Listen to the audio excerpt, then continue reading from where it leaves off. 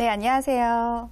네, 이번 주제는 반짝반짝 내 인생 사는 법이라고 하는 타이틀로 가지고 왔습니다. 제목이 좀 예쁘죠? 네. 반짝반짝 내 인생 사는 법. 아무도 본인의 인생을 그냥 살거나 그냥 평범하게 보내고 싶다라고 생각하시는 분들은 없을 것 같아요. 지금보다 조금 나은 모습. 그래서 매일매일 반짝반짝 빛나는 느낌을 갖는다면 너무나 좋을 것 같습니다. 그래서 어떻게 하면 매일 조금씩 성장하는 그런 느낌을 가지면서 살 수 있을까, 그런 내용들을 같이 나눠보려고 하는데요. 그 전에 한번 제가 MC님들께 또 질문을 던져보도록 하겠습니다. 저 이 시간이 제일 떨려요. 네, 기습 질문이라서 반짝반짝 내 인생 사는 법이라고 제가 가지고 와서 그런데요. 네. 어떤 인생이 반짝반짝 빛나는 인생일까요? 반짝반짝 빛나는. 일단 하고 싶은 일을 하는 때, 그렇죠. 그런 인생이 좀 반짝반짝 빛나고. 아니면 스스로 좀 원하는 삶을 살고 있을 때. 그럴 때. 그 정미 사람 씨. 자체에서 빛이 나지 않을까. 정미 씨 맛있는 거 많이 먹을 때. 네. 반짝반짝 빛나네요. 네. 예. 하고 싶은 일로 밥 벌어 먹고 살 수 있을 때. 예, 그게 좀 반짝반짝 빛나는 거니까요. 저희는 공통적인 질문으로 주말 연락 계속 할 때. 그렇죠. 예. 반짝반짝 빛나죠. 네. 계속 빛나셨으면 좋겠어요. 네, 감사합니다. 좋습니다. 네, 대부분의 분들이 자신감 있게 사는 삶, 하고 싶은 일을 하는 삶, 이런 얘기들을 많이 해주신다는 거죠. 반짝반짝 빛난다라는 거 역시 또 많이 정의들이 뜻하는 것들이 다 다르실 것 같습니다. 근데 제가 여쭤본 많은 분들은 이 빛나는 삶에 대해서 중요한 이 기준이 내가 아니라 외부로 두는 경우들이 되게 많았어요. 그러니까 드라마에서 나오는 도시적인 어떤 여성상을 하고 있을 때 잡지나 TV에서 성공한 사람들 있잖아요. 되게 멋있게 나오는. 그런 모습이 될 때야 비로소 반짝반짝 빛나는 거 아닐까. 사람들이 나한테 멋있어요. 대단하세요. 라는 얘기를 해줄 때 사람들은 그때 반짝반짝 빛나는 것 같아요. 라고 이야기를 한다라는 거죠. 그러나 정말 중요한 것은, 빛나는 인생에서 가장 중요한 것은 타인이 아니라 바로 내 자신입니다. 내가 어느 날 나를 봤는데 나는 참 괜찮네. 나라서 참 다행이야. 나는 멋있는 사람이야. 내년엔 또 어떤 모습일까라고 느낄 수 있어야 우리는 비로소 빛나는 인생이라고 얘기를 할 수 있습니다. 근데 이렇게 난 참 멋있어. 난 괜찮아. 라고 이야기하려면 필요한 어떤 요소들이 있다는 거죠. 그래서 그 요소들을 한번 짚어보도록 하겠습니다. 첫 번째는 자존감이에요. 많이들 들어보셨을 것 같아요. 자존감 되게 중요하다라고 얘기를 그렇죠. 하잖아요. 네, 그리고 두 번째는 재능입니다. 아까 얘기를 해주셨잖아요. 하고 싶은 일, 그리고 잘할 수 있는 일을 하면서 사는 거 정말 중요할 것 같고요. 재능과 또 강점은 조금 다르긴 한데 이 강점을 발휘할 수 있을 때 사람들이 저 사람 참 빛이 난다라고 외부에서도 느낄 수가 있습니다.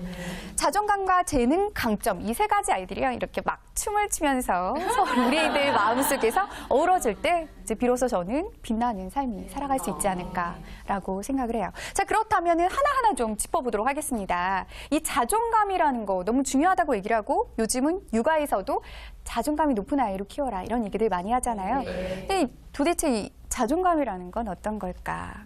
네, 자존감은 뭘까요? 자존감. 정민님, 네. 자신의 존재? 그렇죠. 소중함을 아는 것? 그렇죠. 한자풀이 그대로. 네네, 그렇죠. 그렇죠. 스스로. 한자풀이요. 스스로 존중하는 것? 스스로 존재를 나타내는 것. 이런, 네, 맞습니다. 이런 표현? 이런 것 어떤 자존감일까요? 좀 더 제가 도식화해서 한번 보여드리도록 네네. 할게요. 첫 번째는 나 자신에 대한 생각이에요. 우리는 타인에 대한 생각을 가지고 있지만 또 나 자신에 대해서 스스로 느끼는 생각들이 있다라는 거죠. 쉽게 말하면 평가입니다. 나는 나를 어떻게 평가하는가. 나는 참 훌륭한 사람이야. 난 이걸 참 잘하지. 이쪽 재능이 있고 사람들도 인정을 해줘라고 평가를 하는 그런 느낌을 얘기합니다. 근데 얘가 중요한 것은 본인이 그렇게 평가를 하면 정서가 또 생겨나요. 감정. 이거에 파생되는 감정이 생겨난다는 거죠. 멋있게 자기를 평가하면 행복해. 긍정적인 어떤 분위기들, 열정적이고 더 다른 것도 도전해보고 싶은 그런 정서들이 파생이 될 수가 있습니다. 그래서 두 번째는 이 자존감을 우리가 이야기할 때 이 생각에 대해서 같이 파생이 되는 감정, 정서까지도 이야기를 하고요. 얘가 진짜 중요한 것은 세 번째 이유입니다. 이 첫 번째와 두 번째에 의해서 우리는 행동에 제약이 생겨요. 어떤 대단한 기회가 왔어요. 되게 탐나요. 그러나 어떤 사람은 그것을 해볼 수 있지만 어떤 사람은 그것을 감히 해볼 수 있는 생각을 하지 못합니다. 왜냐하면 1번과 2번에 의해서 보이지 않는 어떤 제약을 받게 되는 거죠. 그래서 조금 더 구체적으로 예시를 들어드릴게요. 네, 이걸 저라고 한번. 네, 너무 예쁘게 그렸나요? 네, 좋습니다. 네, 죄송하고요. 네, 한번 나는 이제 평가를 하는 거예요. 본인 스스로가. 나는 친구들에게 인기도 많고 똑똑해. 혹은 나는 기획력이 참 뛰어나. 그래서 부서에서 어떤 기획과 관련된 일이 주어졌을 때 나에게 사람들이 항상 부탁을 하지. 그리고 나는 높은 성과를 냈어. 라고 스스로 이렇게 평가를 하는 겁니다. 그리고 난 목표가 뚜렷해. 그리고 그동안 그걸 잘 해왔어. 라고 스스로도 객관적으로 평가를 할 수 있는 힘이 우리에게는 있다라는 거죠. 근데 이런 것들이 나타나면 아까 말씀드린 대로 정서들이 수반이 돼요. 아, 행복해. 너 참 애가 괜찮다. 멋있어. 이런 식의 좋은 어떤 감정들이 파생이 됩니다. 반대로 이런 자존감이, 이런 평가가 있을 수도 있어요. 난 시시해. 별로 특별한 게 없는 것 같아. 네. 난 잘해온 것보다 좀 말아먹은 게 더 많아. 망친 게 훨씬 많아. 뭐 이런 평가를 할 수도 있겠죠. 그리고 어떤 사람과 우리가 비교를 해서 열등감을 가질 수도 있습니다. 나에게도 재능이라는 게 있을까? 정말 나도 이런 게 있을까? 라는 식으로 스스로를 평가하게 되면 마찬가지로 어떤 정서가 파생이 될까요? 네, 맞아요. 부정적이고 먹구름이 꼈습니다.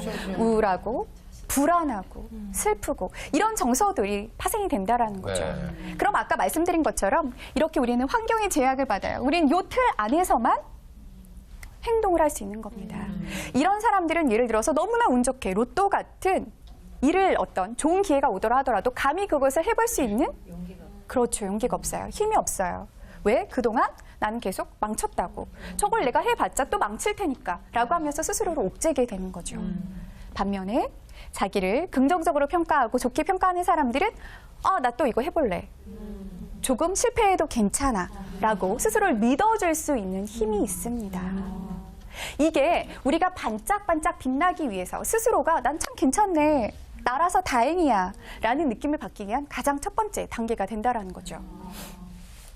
그런데 이 자존감이라는 거는 어떻게 형성을 할 수 있는지 그게 좀 중요한 거 아닐까요? 그죠? 지금 내가 스스로 느끼기에 좀 자존감이 낮아요. 조금 더 높이고 싶습니다. 그래서 아까 보여드린 것처럼 긍정적인 정서를 가지고 싶어요. 그런데 그걸 대체 어떻게 하느냐? 그게 좀 문제일 것 같고 여러분들이 궁금해하는 내용이 아닐까 싶어요.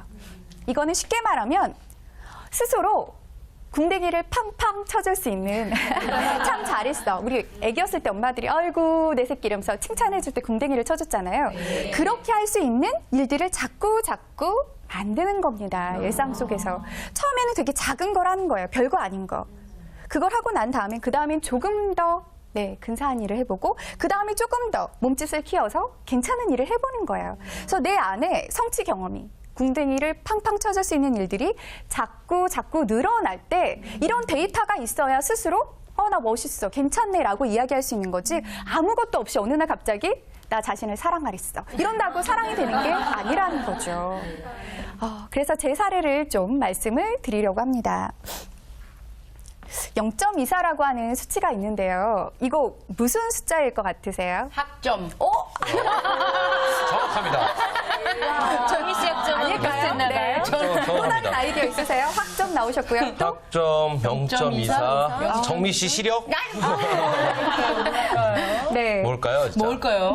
이거는 이제 보는 사람의 무의식이나 자신의 경험들을 많이 투영하게 되는데 학점. 네. 저하고 비슷한 경험을 하신 것 같습니다. 이거는 실제로 제 학점이에요. 오, 진짜요? 그렇게 안 보이죠? 아니요, 보여요. 나중에 맘잡은 케이스고요. 생각보다 높네요, 점수가. 그렇죠? 0.1대 네. 생각했는데. 네. 제가 대학교 2학년 2학기 때까지 받은 저의 학점입니다. 그러니까 학고를 2번이나 맞았고요. 이 학점이 어떻게 나오는가 하면 궁금하시는 분을 위해서 말씀을 드릴게요. 네. B 2개에 F 4개를 받으면 이 학점이 나옵니다. 네. 장학생이네요. 네, 장학생이죠. 네, 장학생이셔, 보면. 근데 제가 어떻게 이런 학점을 받을 수 있었냐. 이것도 그냥 아무렇게나 한다고 나오는 게 아니고요. 정말 그때는 제가 자존감이 너무 낮았어요. 낮다 보니까 하고 싶은 것도 없고 우울한 정서, 무기력한 정서들이 계속 반복이 됐습니다. 그도 그럴 것이 제 안에는 성취 경험이 모아놓은 게 없었어요. 너 참 괜찮아.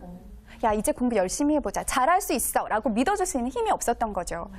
그 이유가 제가 고등학교 때 그래도 공부를 못하지 않았는데 희망하던 대학에 실패한 겁니다. 입시에서 실패를 했어요. 그래서 재수를 했는데 또 실패를 한 거예요. 그러니까 학교 생활이 재미가 없는 거죠.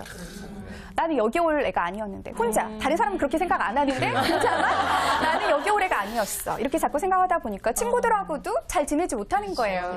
그러니까 저희처럼 처음부터 갈 학교를 안 정해놓으면 돼요. 저희는 주셔서 감사합니다. 예. 저희는 자존감 하나는 그래서 굉장히 우와 내가 이 학교를 갔어? 뭐 이런 느낌이 있으니까. 네. 좋은 방법인 것 같습니다. 네. 그래서 저는 거기서 친구들한테도 적응을 못하고 학과 공부에도 취미를 느끼지 못해서 계속 악순환이 반복되는 거죠. 학고를 맞으니까 또 이제 기분이 우울하니까 이거 봐, 난 또 공부도 못해. 반복이 됐습니다. 그러던 어느 날 이제 3학년이 되는데요. 네. 이렇게 살다가는 안 될 것 같은 거예요. 그래서 이제 좀 나도 정상적인 삶을 살자라고 결심을 합니다. 그것이 바로 이제 3.0을 한번 넘어보는 거죠. 그래서 정말 교수님이 내주는 숙제 다 하고 이제 출석도 다 해보고 맨 앞줄에 앉아서 공부를 열심히 해보는 거예요. 그랬더니 제가 3학년 1학기 끝나고 학점이 4.12가 나왔습니다. 네, 20배 이상의 성장이죠. 그리고 저는 이게 그 학과에서 3등을 해서 장학금을 받을 수 있는 성적이었습니다. 4.12. 4월 네. 12일이네요. 네. 네, 저한테는 처음으로 나 참 괜찮아, 군댕이 팡팡해지고 싶어라고 하는 성취 경험 하나가 이렇게 생긴 거죠. 이렇게 하나 생기니까 참 알 수 없는 도전, 이런 욕심이 생기기 시작하는 겁니다. 그래서 제가 그 다음에 설정했던 것은 독일로, 제가 동문과를 전공을 했는데요. 독일로 어학연수를 한번 떠나봐야겠어. 라고. 네, 맞습니다. 네, 구텐 모르겐 한번 해봐야겠다라는 생각으로 독일로 어학연수를 가요. 근데 또 갔더니 이제 저는 20배 이상의 성장을 했던 그런 사람이라고 스스로 의식을 하기 시작하니까 또 언어도 빨리 성장을 해보고 싶은 거예요. 나는 잠재력이 있어. 라고 하는 묘한 힘이 안에서 발동이 되는 거죠. 그래서 제가 살았던 집이 그 홈스테이를 했던 집이 좀 되게 컸는데 거기에서 홈스테이 아주머니와 아저씨가 되게 바쁘신 분이었어요. 그 지역의 PD와 기자셨는데 제가 이런 생각을 하게 돼요. 제가 이분들과 어울리는 시간이 되게 많아진다면 나는 다른 친구들보다 어학이 빨리 늘어날 수 있지 않을까? 그런 생각이 든 거죠. 그래서 제가 아주머니에게 제안을 합니다. 제가 일주일에 한 번씩 대청소를 해드릴게요. 물걸레질도 하고 잔디도 깎아드리겠습니다. 아주머니 올랄라 하면서 너무 좋아하시는 거예요. 가사 도우미가 없으셨거든요. 그래서 저는 그때 제가 원했던 것을 이야기합니다. 대신에 저 매일 밤 이 가족들과 저녁 식사를 할 수 있게 해주세요. 왜냐하면 독일인들은 저녁 식사 시간이 굉장히 길어요. 2시간 정도 잡고 있고요. 디저트까지 먹으면서 대화를 합니다. 그래서 제가 여기서 6개월간 식사를 같이 하면서 훨씬 더 거의 어떻게 보면 과외를 받는 시기였죠. 그러니까 일해주는 대신 밥값을 줄인다는 네, 거죠. 맞아요. 네, 밥값도 네, 들었습니다. 우리 지난주에 백설공주 얘기했잖아요. 그렇죠. 걔도 뭐를 좀 했었어야 됐어요. 그랬네요. 네, 맞습니다. 그래서 제가 이제 이 교환학생이 끝나고 학교에 돌아오니까 이제는 늘 공부를 잘하는 아이가 되어 있는 거예요. 독일어를 어느 정도 하다 보니까 자신감이 생기고 또 이 자신감이 생기다 보니까 4학년 2학기 무렵이 됐을 때는 제가 뭐 사회가 인정하는 큰 스펙은 없었지만 그래도 난 잠재력이 있으니까 내가 원하던 데 한번 시험해보자. 원서 한번 넣어보자. 라고 믿어줄 수 있는 힘이 생겼습니다. 그래서 저의 어떤 변화를 좀 보여드리면 처음에 0.24였던 아이가 4.12라고 하는 성취 경험. 궁뎅이 팡팡 쳐줄 수 있는 것을 만들고 나자 조금씩 달라지기 시작했고요. 그리고 나서 독일로 교환학생을 갔는데 이것을 잘 해내고 나자 이제는 제가 좀 글쓰기를 잘했었어요. 그래서 네, 잡지사에 저 여기에 아르바이트라도 하고 싶어요. 인턴 기자 해서 정기자 꼭 될 겁니다라고 하는 어떻게 보면 객기 어린 네, 아무것도 없는데 이런 전화, 당돌한 전화를 하게 됩니다. 그리고 저의 그런 모습에 태도에 반해서 실제로 저에게 기회를 주셨고 저는 6개월 이후에 정기자가 되는 네, 그런 어떤 성과를 나타내게 되죠. 그리고 제가 몇 년 전에 책을 이제 여성 개발서를 계속 쓰고 있는데요. 그 책이 되게 많이 팔려서 오랫동안 좋은 평가를 받았습니다. 많은 분들은 이렇게 생각해요. 이쯤 돼야지 어떤 사회가 인정하는 거대한 성과가 나야 반짝반짝 빛난다고 생각하지만 그게 아니라는 겁니다. 얘에서 여기로 넘어갈 때 또 이 두 번째 단계에서 세 번째 단계로 넘어갈 때 미약하지만 작은 성장들을 우리가 해낼 때 반짝반짝 반짝반짝 이렇게 빛이 나기 시작을 하는 겁니다. 그리고 우리의 삶이 조금씩 달라지기 시작하는 거죠. 그런데 또 이것과 함께 되게 중요한 것이 재능이라는 거예요. 재능은 타고나는 거라고 말씀을 드렸죠. 그런데 많은 분들이 이 타고난 것을 미처 보지 못해요. 발견하지 못해요. 누구에게나 있는데 어떤 분은 일찌감치 그걸 발견해서 개발을 하는가 하면 어떤 사람들은 아직도 내가 재능이라는 게 있을까? 의심만 한 채 제자리 걸음을 하게 되죠. 그런데 누구에게나 있습니다. 제가 이거에 대해서 관심이 되게 많아서 여러 가지 것들을 좀 찾아봤는데 너무 중요한 원칙 하나를 발견을 했어요. 그래서 한번 같이 읽어보도록 하겠습니다. 읽어볼까요? 시작. 타고난 재능은 막연한 끌림, 동경, 습득 속도, 만족감 등으로 암시한다. 네, 이런 것들로 지금 우리에게 말을 걸고 있다라는 거죠. 어떤 것에 여러분이 끌려본 경험 있으실 거예요. TV 드라마를 보더라도 어떤 직업은 끌리고 동경하지만 어떤 거는 뭐 괜찮은 것 같지만 뭐 내가 해보고 싶진 않아. 이렇게 다르게 우리가 반응을 합니다. 여기에 우리가 몰입하시고 이게 무슨 반응이지? 관심을 갖는 게 너무나 중요하다라는 거죠. 재능을 찾는 첫걸음이에요. 이건 이제 피카소가 12살에 그렸던 그림입니다. 되게 잘 그렸죠. 근데 피카소의 일화를 하나 말씀드리면 피카소의 경우에는 12살에 어머니가 이제 큰 용돈을 한번 줬대요. 장난감을 사겠지, 먹을 것을 사겠지라고 생각을 했는데 피카소가 했던 것은 성인반 미술학원에 등록을 했던 일이었습니다. 그래서 엄마가 너무 황당해가지고 피카소야, 아니 왜 그 돈으로 성인반 미술학원을 등록했니? 라고 물어보자 이 12살의 아이가 대답했던 것이 그냥 끌려서요. 그냥 배워보고 싶었어요. 이렇게 우리 안에 어떤 강력한 그러니까 내 안에서는 절대적인 어떤 재능이 있는 것들은 우리에게 이렇게 말을 건다는 겁니다. 그래서 우리는 어떤 것에 끌리는가? 그걸 일상 속에서 늘 관찰하는 게 너무나 중요하죠. 근데 이게 유년기 때부터 아마 재능이 나타날 텐데요. 그래서 제가 여러분하고 함께 해보고 싶은 게 있습니다. 시간이 되실 때 해보시면 조금 더 재능을 찾는 데 도움이 되실 것 같은데요. 어렸을 때부터 지금까지 내가 끌렸던 직업들을 순서와 상관없이 쭉 한 10개 정도 적어보는 거예요. 초등학교 때, 중학교, 고등학교, 그리고 지금. 이게 별거 아닌 것 같지만 이 안에는 일정한 무의식이 투영되기 때문에 사람마다 이걸 적어내는 게 색깔이 다 틀리다라는 거죠.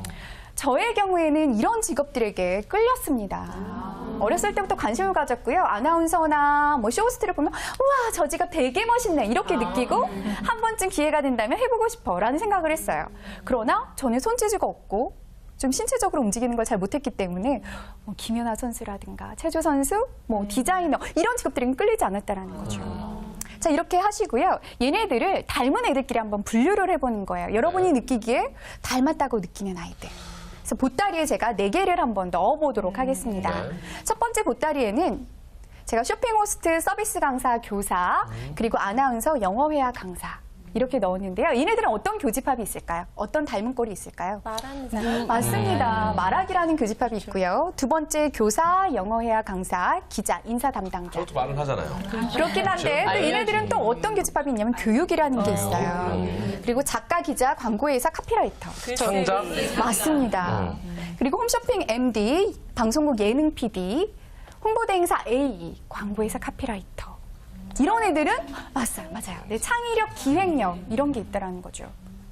이걸 가만히 보시면 얘네들이 바로 여러분 안에 숨겨져 있는 키워드를 얘기해 줄 수 있는 가능성이 되게 많고요. 저는 실제로 이 작업들을 굉장히 많은 분들하고 해봤는데 색깔들이 다 틀리다는 거죠. 혹시 나는 어디 재능이 숨어 있지? 막연하게 풀어놓고 그냥 발만 동동 구르신다면 이렇게 한번 나의 무의식을 체계화해보면서 숨겨져 있는 단어들을 발굴하시는 것도 너무 도움이 될 것 같습니다. 그러면서 이런 애들이 할 수 있는 직업이 뭐가 있을까? 네, 찾아보는 거죠. 그러나 중요한 게 있습니다. 이렇게 내가 재능은 아마 여러 가지 골고루 있으실지도 몰라요. 어떤 건 되게 강력하지만 어떤 건 되게 작은. 주의할 것은 이것들의 가장 강력한 것을 여러분이 발견해내서 집중을 하셔야 돼요. 제가 아주 슬픈 이야기를 하나 들려드리려고 하는데요. 이 꽃이 뭔지 아시나요? 튤립. 네, 튤립이에요. 이 튤립이 되게 슬프게 태어난 아이입니다. 어떤 비화가 있는지 말씀을 드릴게요. 옛날에 또 공주 얘기해 드릴게요. 백설공주 2탄. 네. 공주가 살았는데 결혼할 나이가 된 겁니다. 그래서 공주의 아빠가 신랑감 3명을 데리고 와요. 첫 번째는 이웃나라의 왕자였고요. 두 번째는 그 나라에서 가장 부유하다고 하는 상인이었고요. 세 번째는 아주 용감한 기사였습니다. 기사도 정신을 발휘할 수 있는. 공주에게 얘기해요. 자, 네가 선택할 수 있는데 누구와 결혼을 할래? 공주는 다 좋아 보이는 거예요. 그래서 누구랑 결혼하지 매일매일 고민만 하다가 결정을 못 합니다. 그래서 기다리던 남자들은 짜증을 내면서 다 떠나가 버려요. 안 해, 이러면서 이제 다 떠나가 버리는 거죠. 그래서 공주가 너무 화가 나서 화병으로 죽어버려요. 그래서 그 공주가 죽고 피어난 꽃이 튤립이라고 합니다. 왜 그런지 그 흔적을 찾아볼게요. 이 꽃의 머리 모양이 좀 왕관을 닮았나요? 네. 반면에 이 꽃의 잎을 한번 볼게요. 이렇게 창을 좀 닮았나요? 네. 그리고 이건 뿔인데요. 이건 금고를 닮았다고 합니다. 즉 무슨 얘기냐면 우리 안에는 이렇게 우리를 유혹하는 것들이 왕관도 있고요. 기사에 창도 있고 어떤 금고도 있습니다. 근데 무엇하지 다 좋아 보여서 발만 동동 구르다가는 아무것도 얻지 못한다라는 거죠. 내 안에 있는 재능 중에 가장 강력한 그것에 집중하는 것. 그것이 바로 여러분을 반짝반짝 더 빛나게 하는 비결이 아닐까 생각합니다. 그래서 오늘 강의는 반짝반짝 빛나는 비결 이렇게 해서 마무리를 하도록 할게요. 네. 모두 수고하셨습니다. 강의가 굉장히 재미있으면서요. 그렇죠. 뭐 튤립에 대한 이야기도 좋았고요. 쏙쏙 들어오네요. 기훈 씨가 이렇게 몰입하면서 네네네. 강의 듣는 거 처음인 것 같아요. 항상 그렇죠. 졸려가지고 이렇게 낙서를. 그렇다고 그 전에 또 강의하셨던 분들이 강의가 안 좋았다는 건 아닌데. 그냥 조금 졸렸다는. 근데 오늘 이렇게 말씀해 주신 강의가 굉장히 좀 신선하고 그러네요. 좋았습니다. 어떠셨어요, 예. 전체적으로? 저도 처음에 이제 주제를 보고 어떻게 하면 반짝반짝 빛이 나는 삶을 살 수 있을까, 어떻게 이 이야기를 풀어나가실까 굉장히 궁금했어요. 그래서 호기심 어린 눈으로 지켜보고 있었는데 어느새 시간이 이렇게 흘렀네요. 그렇죠. 저는 근데 개인적으로 우리 강사님께 궁금한 게 아까 그 자기 본인이 하고 싶었던 직업을 나열하셨잖아요. 그 직업에는 지금 직업이 없는 것 같아요. 네, 그렇습니다. 그렇죠. 지금 예리하지요. 직업은 없는데요. 튤립의 잎 같은 사람입니다, 제가. 네. 정말 예리하시네요. 그런데 아까 보여드렸던 직업들 중에 제가 실제로 했던 직업들이 한 3-4개가 있고요. 지금 제가 이렇게 교육을 하고 말을 하고 글을 쓰는 것은 그 과거의 커리어들을 이어서 하나의 어떻게 보면 퀼트처럼 완성된 형태가 아닐까라고 생각이 듭니다. 그렇군요. 사실 지금 그 세 가지 일을 다 하고 계시잖아요. 그렇죠. 예. 정민 씨 어떠셨어요, 오늘 강의? 저는 보면서 일단 되게 이제 우리의 흥미를 계속 유발하는 무언가를 계속 던져준다 이런 생각을 들었거든요. 예. 그런 걸로 봐서는 아까 뭐 글쓰기, 뭐 그다음에 말하기, 그다음에 창작, 그다음에 이제 기획력이 있습니다. 기획력이 참 좋으신 것 같고, 예, 이제 그걸로는 무엇보다 우리를 끌어들이는 데 성공을 하신 것 같아요. 예. 아주 기분 좋게 귀에 쏙쏙 들어오는 강의 잘 들었습니다. 맞습니다. 네, 그리고 사실 가장 어려운 게 나의 재능이 뭔가를 그렇죠. 발견하는 건데 재능을 발견하는 방법, 가장 쉬운 방법을 그렇죠. 너무 던져주셨어요. 제가 늘 항상 좀 좋아하는 말 중에 자신감, 뭐 자존감, 자만심, 뭐 또 뭐 이런 것들은 스스로 만들어내는 것들이죠. 그래서 뭐 예의, 뭐 배려, 뭐 겸손 이런 건 남이 누군가가 나한테 평가를 해주는 그런 거기 때문에 이 자기 스스로 만들어낸다는 이야기. 근데 그게 막연했던 거를 오늘 속 시원하게 해결을 해주셨습니다. 자신감을 만드는 방법, 자존감을 지키는 방법. 이 쉬운 방법으로 좋았습니다. 여러분도 한번 나의 재능은 무엇인가 찾아보시는 것도 좋을 것 같다는 생각이 들고요. 네. 자, 이제 멘트 끝으로 우리 준마렐라 시청자 여러분들께 한마디 해주신다면요. 이 세상에 평범하고 사람은 아무도 없습니다. 다 누구나 지금 반짝반짝 빛날 수 있는 힘을 가지고 있는데 아직 갈고 닦지 못해서 덜 빛나는 사람이 있을 뿐이라고 생각합니다. 저희 강의가 여러분이 조금 더 반짝할 수 있는 하나의 자극제가 되었으면 좋겠고요. 오늘부터 그런 것들을 한번 더 고민해 보셨으면 좋겠습니다. 네, 좋습니다. 자, 오늘 좋은 강의해 주신 우리 이재용 멘토께 다시 한번 뜨거운 박수 부탁드립니다. 네, 준마렐라의 도전 여성 멘토링 오늘 시간도 어느덧 마무리할 때가 그렇습니다. 됐네요. 네. 오늘 여러분 집에 가서 진짜 해볼 게 있죠? 네. 우리가 정말 어렸을 때부터 생각해왔던 직업들이 뭔지 한번 당장 해보고 써보시는 싶어요. 그리고 자제분들한테도 한번 권해보시는 게 좋을 것 같네요. 예. 좋습니다. 자, 오늘 저희가 준비한 소식은 여기까지고요. 저희는 다음 시간에 더욱더 풍성한 이야기로 다시 찾아올게요. 네, 우리는 이 땅의 모든 준마렐라를 응원합니다. 준마렐라의 도전! 도전!